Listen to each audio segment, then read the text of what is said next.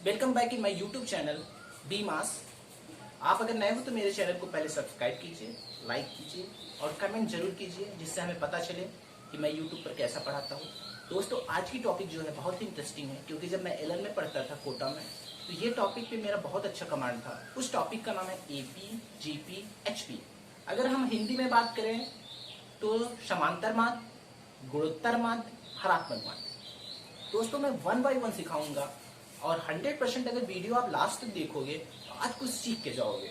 और आप चाहे जिस टाइम देख रहे हो, अगर आप मुझे फॉलो करते हो, आप गणित में कमजोर हो, ये बहुत सुनहरा मौका है आपको सीखने के लिए, कुछ करने के लिए।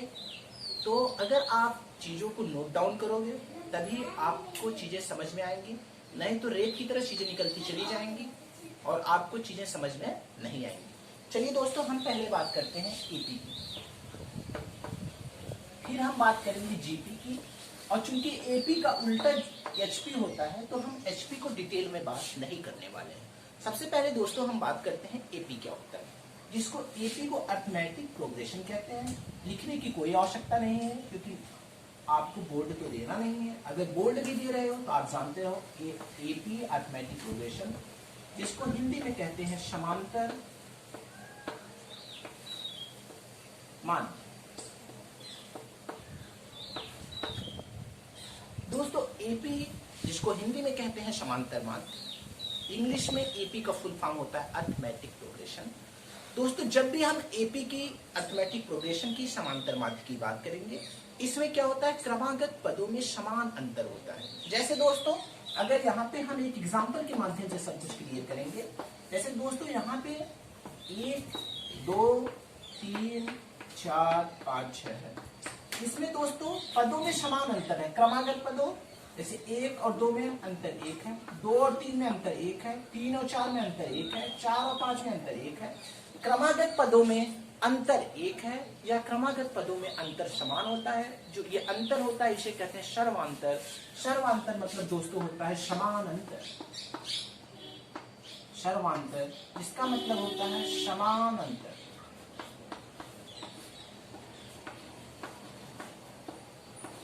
जब क्रमागत पदों में समान अंतर होता है उसे हम समांतर माध्य कहते हैं दोस्तों, और सर्वांतर को हम डी से प्रदर्शित करते हैं। दोस्तों, अगर 1 पद है, 2 पद है, 3 पद है, 4 पद है, मैक्सिमम 10 पद है, तब तक तो आप संख्याओं को निकाल सकते हो। लेकिन आप कभी सोचो, अगर 10 पद हो जाए, 15 पद हो जाए, क्या आप संख्याओं को निकाल पाओगे? तो आपका जवाब रहेगा हम संख्याओं को निकाल नहीं सकते। ऐसे कंडीशन में दोस्तों हम समांतर माध्य का प्रयोग करते हैं। समांतर माध्य में यनवा पद होता है। अब देखिए, इसमें पॉइंट टू बी रिमेंबर, जिसको हम एमटीआर कहते थे या कहते हैं, इसमें पहला, अगर पदों में समान अंतर हो तो उसे हम समांतर श्रेणी कहते हैं। समांतर श्रेणी दोस्तों, अगर इसमें पूछे Tn यनवा पर, तो Tn बराबर होता है a plus n minus 1 into D. दोस्तों, जहां a है प्रारंभिक पद, d है सर्वांतर मतलब दो संख्याओं में अंतर, n है पदों की संख्या। दूसरा दोस्तों, अगर पूछे समांतर श्रेणी, पहले कोई अगर संख्या दे दे, कोई श्रेणी दे दे, तो हम उसमें चेक करेंगे। अगर पदों में समान अंतर रहेगा तो हम समझ जाएंगे दोस्तों कि वो समांतर श्रेणी है। अगर दोस्तों समांतर श्रेणी है तो उसमें बोलते 14 पदों का योग, 16 पदों का योग, 20 पदों का योग। तो योग निकालने के लिए भी इसका मतलब हमें एक सूत्र पता रहना चाहिए, जिसका सूत्र होता है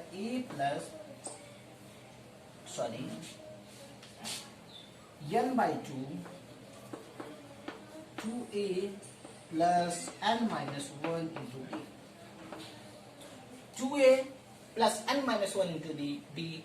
दोस्तों, s मतलब हो गया सम, सम मतलब हो गया जोड़, यनवा पद n by 2, n पता है पदों की संख्या, a मतलब प्रारंभिक पद, d मतलब समांतर, n by 2 2a plus n minus 1 into D. ये हो गया समांतर श्रेणी में पदों की संख्या का योग। दोस्तों, अगर a b c, दोस्तों अगर a b c समांतर श्रेणी में हो, a b c समांतर श्रेणी में हो, तो b बराबर होगा a plus b by 2। A B C अगर समांतर श्रेणी में है दोस्तों, तो b बराबर होगा a प्लस बी बाई 2। इसको हम ऐसे भी लिख सकते हैं बी माइनस ए बराबर सी माइनस बी, क्योंकि हमें पता है दोस्तों इसमें समान अंतर होता है दो पदों में, तो b माइनस ए का जो अंतर होगा वही c माइनस बी का होगा। दोस्तों समांतर श्रेणी से संबंधित जितनी चीजें हो सकती थी उतना मैंने आपको बताया। दोस्तों एक सूत्र और होता है, इसको हम लिख सकते हैं Sn बराबर n/2 a प्लस l।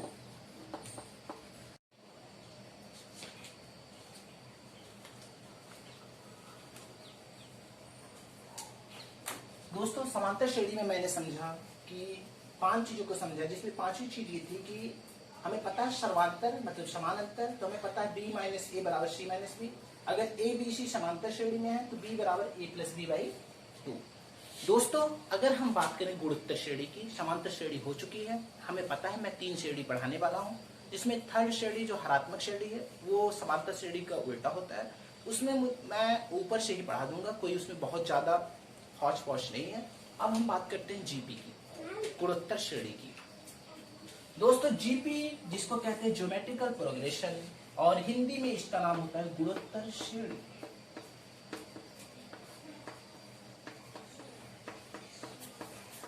दोस्तों जब हम बात करेंगे गुणोत्तर श्रेणी, समांतर श्रेणी में क्या होता था, समान अंतर होता था, लेकिन गुणोत्तर श्रेणी में समान अनुपात होता है। अगर कोई एक लाइन में परिभाषा पूछे कि समांतर श्रेणी का परिभाषा क्या होता है, हम बोलेंगे जब क्रमागत पदों में समान अंतर होता है तो उसे समांतर श्रेणी कहते हैं, जब क्रमागत पदों में समान अनुपात होता है तो उसे गुणोत्तर श्रेणी कहते हैं। दोस्तों एग्जाम्पल की अगर हम बात करें, एग्जाम्पल होगा 2, 4, 8, 16, ये सब इसके एग्जाम्पल है। दोस्तों ये सब इसके एग्जाम्पल है। अगर हम इसमें r जहाँ अनुपात होता है, अगर हम पदों का अंतर देखें तो 4/2 बराबर 2 हो गया, 8/4 बराबर 2 हो गया, 16/8 बराबर 2 हो गया।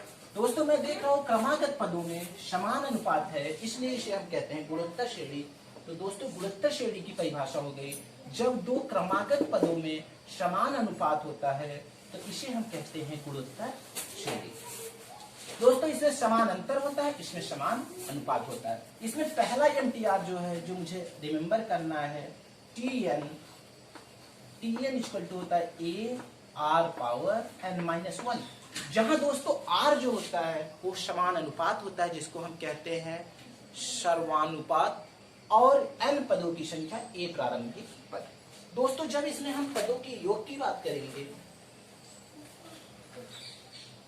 जब हम दोस्तों इसमें n पदों के योग की बात करेंगे तो n पदों के योग मतलब Sn का फार्मूला होता है a r पावर n-1 बटे r-1।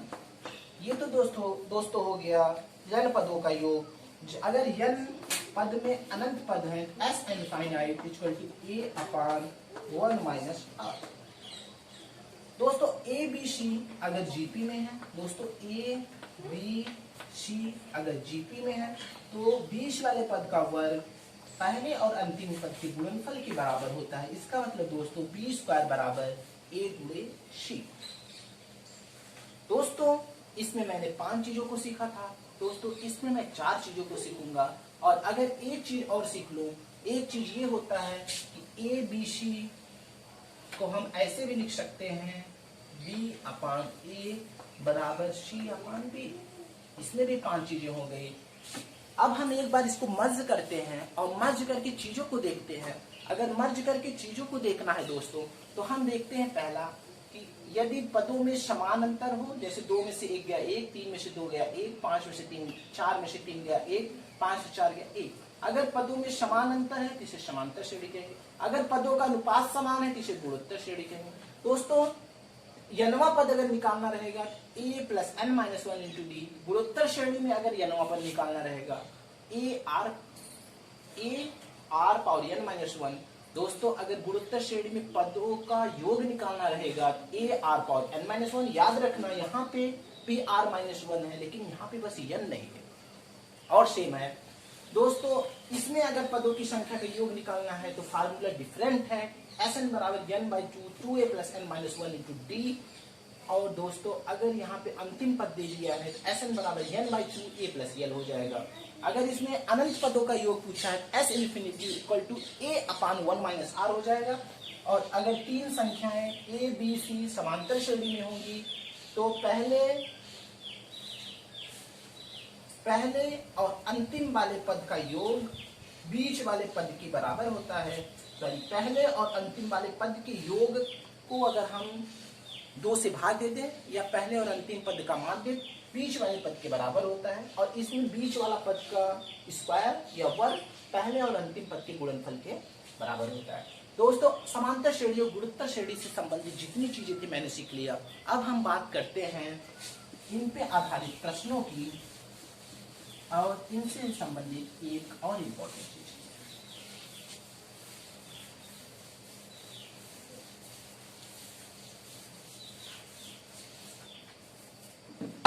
दोस्तों, अगर इनसे इंपॉर्टेंट प्रश्नों की बात करेंगे, पहले हम एक इंपॉर्टेंट चीज की बात कर लेते हैं जो इंपॉर्टेंट है और रहना चाहिए। समांतर श्रेणी, गुणोत्तर श्रेणी और हरात्मक श्रेणी में संबंध क्या होता है?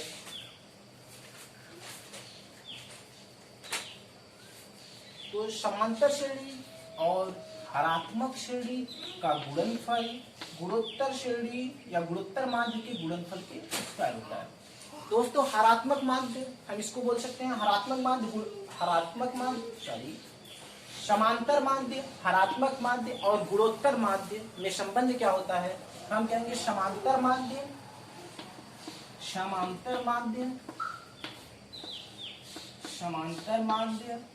गुणे हरात्मक माध्य, मतलब हरात्मक माध्य बराबर गुणोत्तर माध्य का स्क्वायर।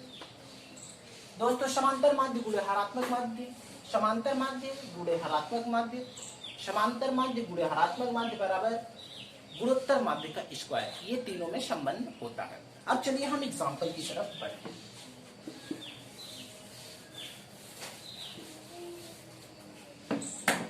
दोस्तों, प्रश्न ये है, क्वेश्चन ये है 2, 4, 6, 8 ... 10वां पद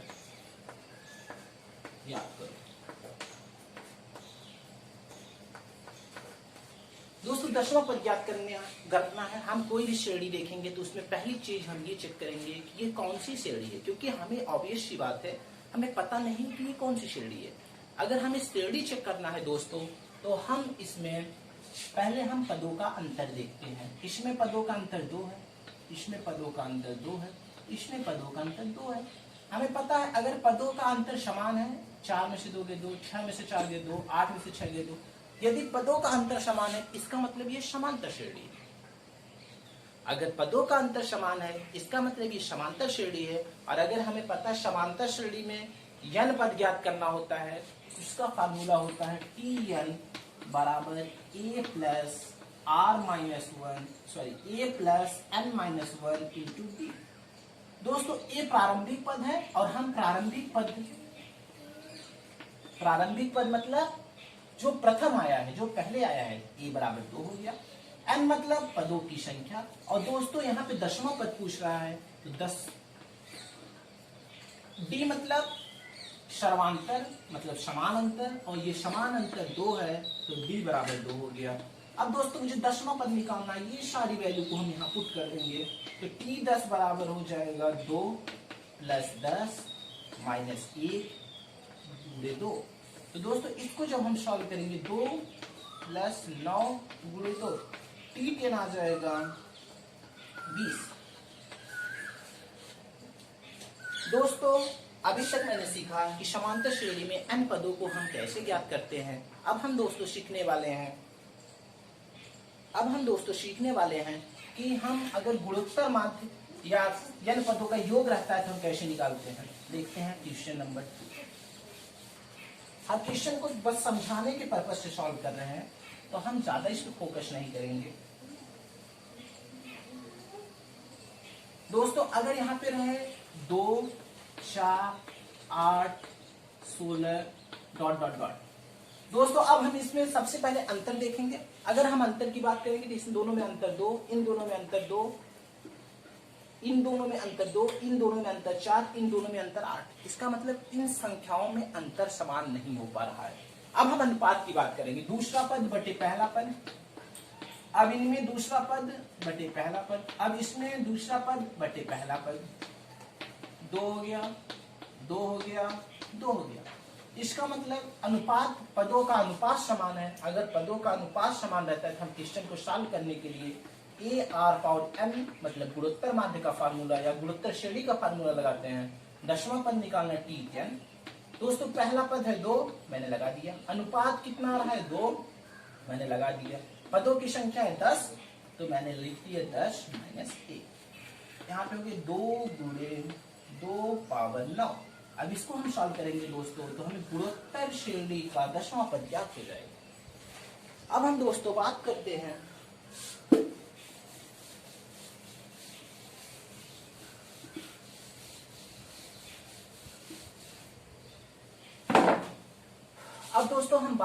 हैं यदि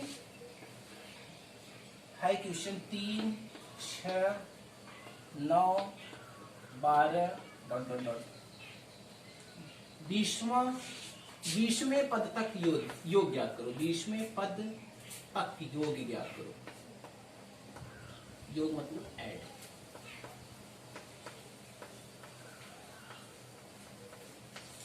तो इसके लिए हम कहते हैं S20 बराबर a plus n minus 1 into T, sorry 2a n by 2 2a plus n minus 1 into D.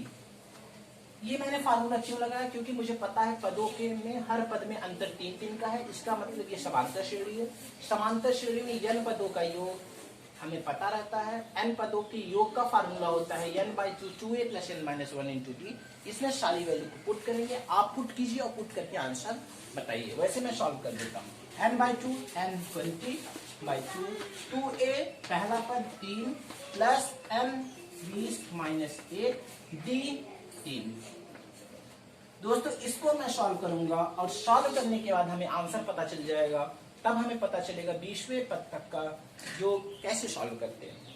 दोस्तों अब हम बात करते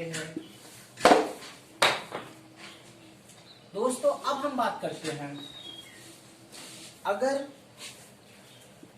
समांतर माध्य और गुणोत्तर माध्य हरात्मक माध्य में से कोई दो माध्य दिया हो, समांतर माध्य, गुणोत्तर माध्य और हरात्मक माध्य में से कोई दो माध्य दिया हो, तो हम तीसरा माध्य कैसे सॉल्व करते हैं। तो इसको सॉल्व करने के लिए जैसे दिया है, अगर गुणोत्तर माध्य 25 है, समांतर माध्य 25 है, तो हरात्मक माध्य ज्ञात करो। हरात्मक लिख दिया मैंने, आप समझ जाओ।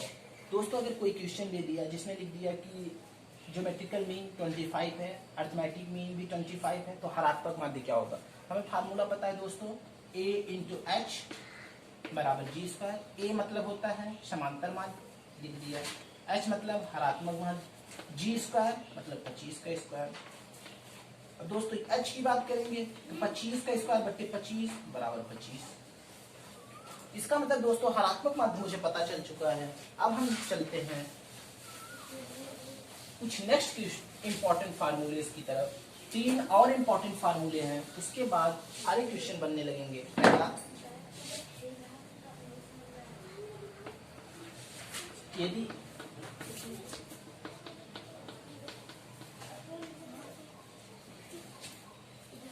तो इन संख्याओं की योग n प्लस 1 बाई।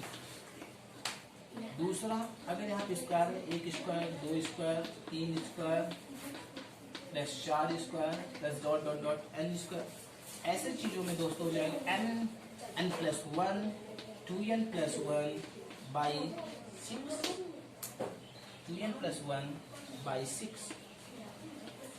दोस्तों अगर रहेगा 1 cube plus 2 cube plus 3 cube plus 4 cube plus dot dot dot n cube, ऐसी अगर बात रहेगी दोस्तों, तो ऐसे क्वेश्चन को हम सॉल्व करने के लिए एक फार्मूला होता है जिसका फार्मूला होता है n प्लस 1 बाई 2 का होल स्क्वायर। दोस्तों इन क्वेश्चनों को सॉल्व करने के लिए जैसे इसका एग्जांपल ये हो सकता है, जैसे दे दिया 1 2 3 प्लस डॉट डॉट डॉट 1000, बोला 1000 पदों तक ही ज्ञात करो। तो हमें पता है लास्ट पद या nवां पद 1000 है, मैं लिख दूंगा 1000 1000 प्लस 1 बटे 2, इसको सॉल्व कर लूंगा 1000 पदों तक ये निकल जाएगा। इसका एग्जांपल हुआ दोस्तों, जैसे हो गया 1 square, 2 square, 3 square, 4 square, dot dot dot 1000 square पदों तक का योग क्या करो तो आप देखोगे स्क्वायर है तो ये फार्मूला लगा दोगे। ऐसे सेम क्वेश्चन अगर क्यूब रहेगा तो ये फार्मूला लगा दोगे। दोस्तों ये क्वेश्चन गलत कब होता है? ये क्वेश्चन गलत तब होता है जैसे यहाँ पे 1 स्क्वायर, 1 2 3, 3 के बाद 5 दे दिया। अगर ऐसे टाइप का क्वेश्चन आएगा तो इस फार्मूले से सॉल्व नहीं हो पाएगा। जब पदों में गैप होने लगेगा तो क्वेश्चन सॉल्व नहीं हो पाएगा। ऐसे ही दोस्तों हरात्मक माध्य जो होता है वो समांतर माध्य का उल्टा होता है, वो बहुत इंपॉर्टेंट नहीं है, रेयरली पूछा जाता है, इसलिए उसके बारे में हम ज्यादा डीप डिस्कशन नहीं करेंगे। ये बस बता देंगे कि यदि ए बी सी समांतर माध्य है, 1/a 1/b 1/c हरात्मक माध्य है। आप डोंट वरी, टेंशन ना लीजिए, क्वेश्चन आपके बनते चले जाएंगे, सारी चीजें हो जाएंगी। चैनल को सब्सक्राइब कर दीजिए, लाइक कीजिए, keep love and support, bye.